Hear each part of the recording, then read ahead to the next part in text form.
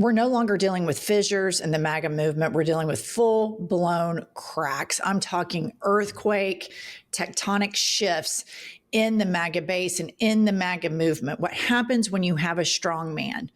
He has to promote this toxic masculinity, and it keeps the cult of personality in place.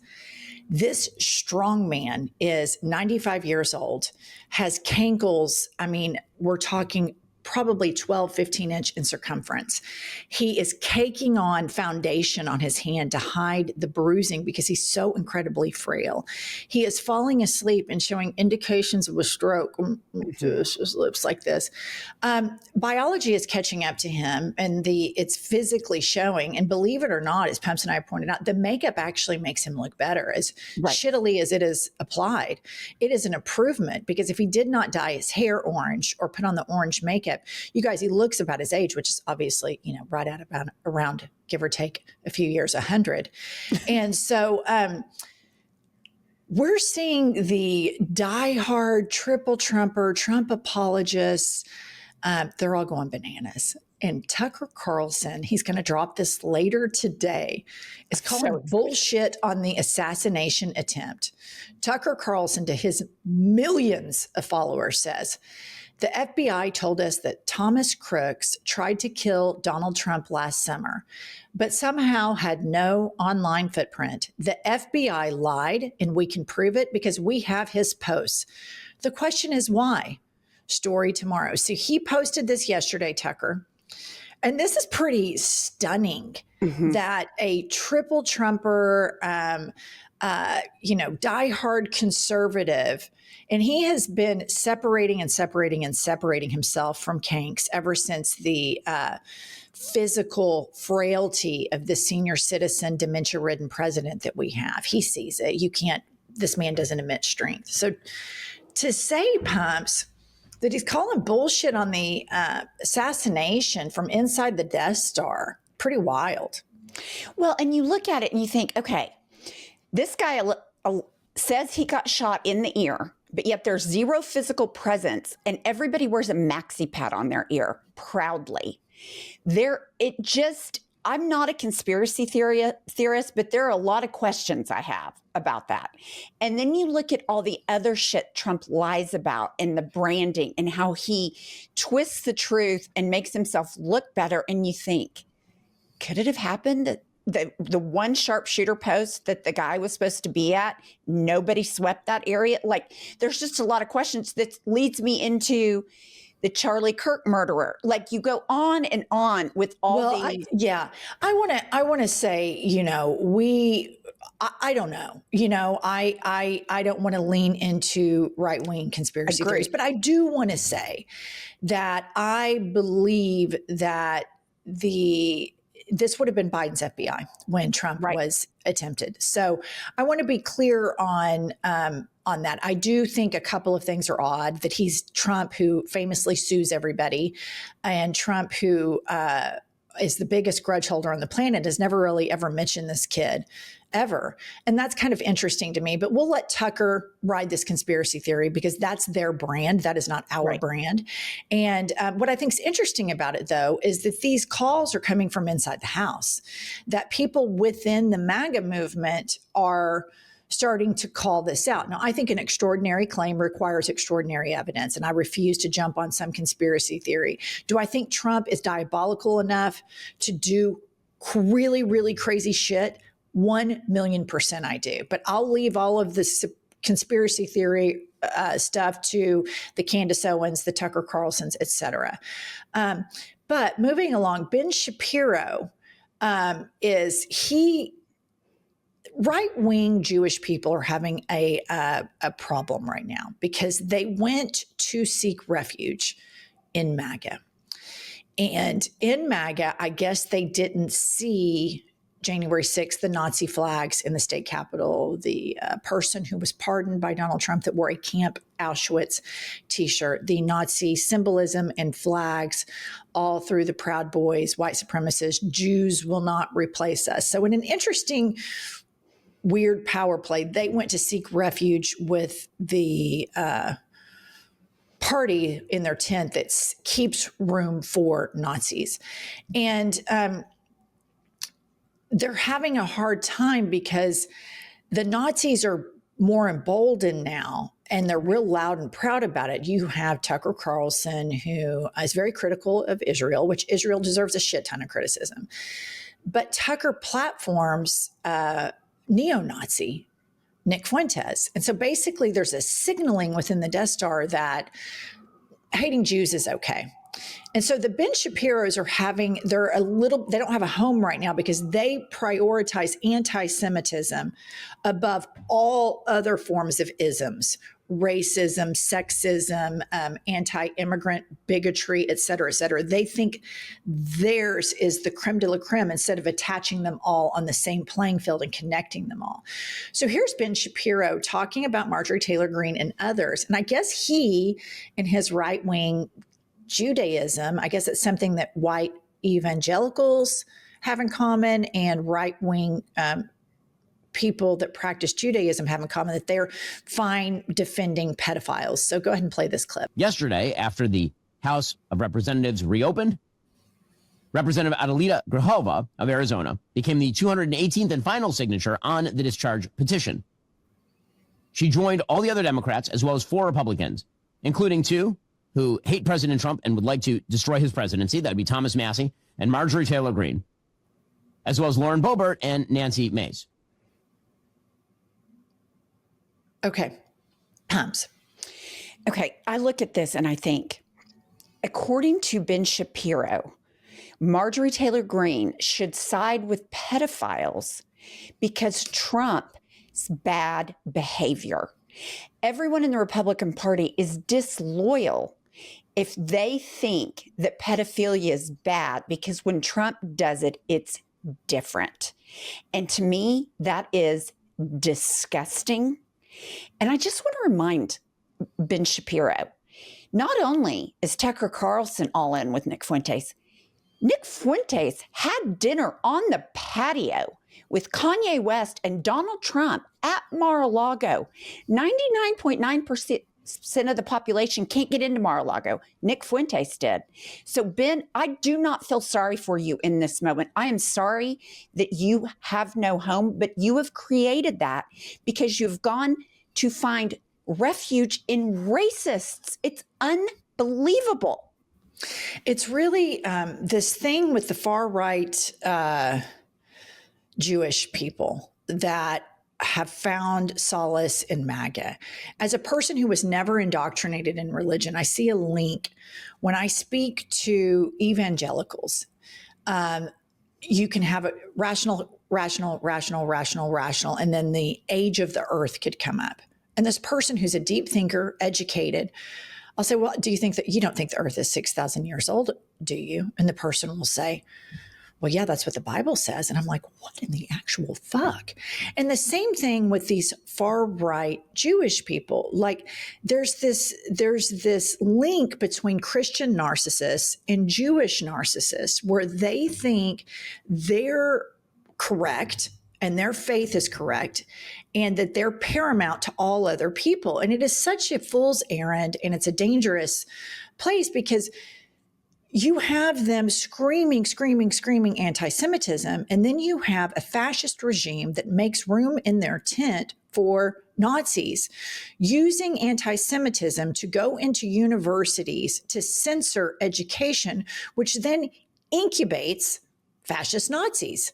If you suppress speech, if you censor speech, that is something that's going to further incubate the one thing you're trying to annihilate. So I think the lesson that I see as somebody who's never been indoctrinated in this is a lot of narcissism surrounding somebody's religion. I see this a lot in evangelical Christians, and I see it a lot in Zionists.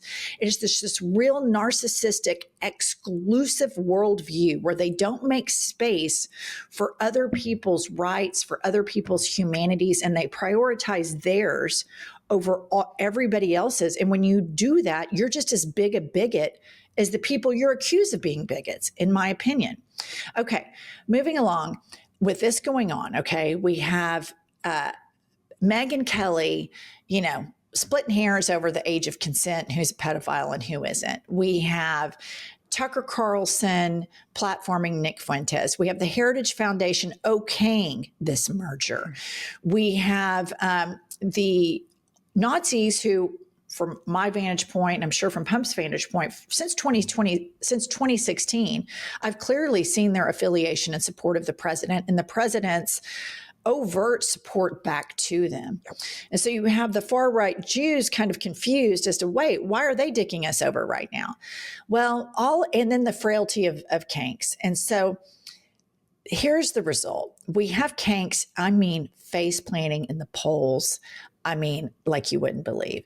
So a new poll shows only 33% of Americans approve of the way Trump is managing the government. Those numbers, driven in part by a steady drop in approval among Republicans, down 13 points since March. So Pumps and Kylie, take a look at this. U.S. adults, everybody polled, 33% approval rating. Republicans, in March, you guys, he had an 81% approval rating. Now, 68%. This is massive because the people that triple Trumped that in March, after they saw from January to March, think about all the fuckery we saw. It was a lot. That's the Doge days. That's just, that was complete thumbing your nose at co-equal branches of government, getting congressional support, all of these things. 81%.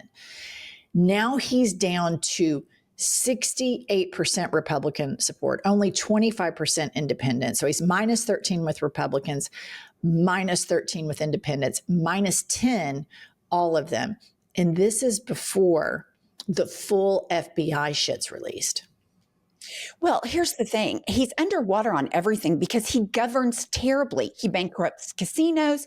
His businesses are convicted of all kinds of crimes, corruption, because he cannot manage people. And I look at that and I think 68% seems high. The through line to that is the Christians and racism. That's what I see. But one cannot govern when the majority of the population is against you and does not believe in the government. And you look at that and it's not just, we've got the Epstein files waiting to bomb. You've got the economy that is tanking. Farmers who were a big voting bloc for him are losing their farms. And he's sitting there telling you prices are down. Everything's going down. No, it's not. And people understand that. So I have a hard time with these people that still believe, they're like, well, Trump says the price of gas is down, so it must be down somewhere. It's like, use your fucking brain, believe your eyes. But that is what Trump has been so adept at, is getting people to believe him and not what's actually happening in reality. And that, to me, even the fact that it's still 33% is mind-boggling to me. I completely agree. And here's a video that supports everything that you just said, that they think they can just control the narrative, cook the books, manufacture reports, manufacture evidence, make shit up, and the rule of law is completely evaporating before our eyes. Any sort of economic accountability is completely evaporating before our eyes. And Moses Mike Johnson literally neutered himself, gave his balls to Donald Trump and said, hey, now there's only two branches of government. And we all know John Roberts has basically given Trump one nut. It'll, only a matter of time till he hands over the other. Here's Kevin Hassert talking about the job report numbers for October. Play the clip. Survey wasn't conducted in October, so we're going to get half the employment report. We'll get the jobs part, but we won't get the unemployment rate, and that'll just be for 1 month. But yeah, it is true that we probably will maybe be able to concoct something, but we'll never actually know for sure what the unemployment rate was in October. So we'll be able to concoct something, but we'll never know the numbers for sure for October. Well, what we know is the numbers for October have to be devastating. What we know from Megyn Kelly, all of a sudden making space that a 15-year-old is okay and not quite pedophilia, is, do they have evidence of Trump with a 15-year-old? Is that what we need to prepare for? The stock market, which is the only metric in which Trump looks to the economy, is starting to show signs of this. Further, the stock market is being propped up right now by about 8 different companies that are trading billions/trillions of dollars back and forth, all centered around an AI bubble. I'm not an economist, but I've read into this, and it's very similar to the mortgage bubble that we experienced in 2008. And really expert economists whose articles I've read predict that style of meltdown in the economy. And so what he's trying to do, Kevin Hassert and Kanks and his administration, is cook the books. And when you do that, you don't have a stable economy. You have an economy like that of Russia and other banana republics. So time and time again, we see that this administration, number one, does not care about the rule of law. Number two, doesn't care about the economy. They care about enriching themselves and their families. They don't care about working class people. They see working class people as collectively, oh, we can suck off of their work. They can fund infrastructure. They can fund the bare minimum of the government. We get to keep all of our billions. The stat that I saw that is just so mind-boggling, Pumps, is that I think it's a few billionaires in the United States since his election have enriched themselves by $700 billion in 10 months. Oh, I believe it. Donald Trump himself is being enriched like $1 billion a month. Here's the thing. When you look at how Trump is enriching himself, it's with foreign investments in his bullshit like Bitcoin and cryptocurrency, whatever, all the crazy shit coming from foreign investors. So tanking the U.S. economy doesn't really matter. He doesn't really care about that because he himself is making a shit ton of money. I.e., I will sue the Supreme Court not to feed children while having brass 3D the president's Hall of Fame or whatever and gold plate the Oval Office because I don't give a fuck. And I'm going to throw it in your face. I don't give a fuck because I myself and Dumb and Dumber are being enriched, not to mention what's going on with Jared Kushner. I can't even imagine how that's going. Well, I mean, we already know the Saudis gave him $2 billion. Right. And we see that this contradiction that we observe in these religious people seeking power, whether it be white Christian nationalists seeking power or far-right Jewish people seeking power, the one thing they have in common is moral rot. The ability to dehumanize large groups of people and the ability to be bought and think, well, we're making business and we're going to make Gaza, like South Beach. And we're, just they all think they're 10 foot tall and bulletproof, but use their religion as moral cover. And in the instance of Ben Shapiro, he uses his Jewishness to act like he is a marginalized person, but he joins the white supremacists to try to make his case. He joins the bigots. And so it's a really fascinating time. And I think that the only message I'm really interested in hearing from any politician right now is we will not be bought by any of them. AIPAC, any corporation, none of it. We don't trust any of them. If you could see industry titans right now stand up for America and stand up for the Constitution, it would be different. But they have bent over for this guy. It's wild. All right, that's all we have for this episode. Please like, subscribe, buy our book. It's a great way to support Pumps and Me. It's linked right below in the show notes. We'll be back later with more news.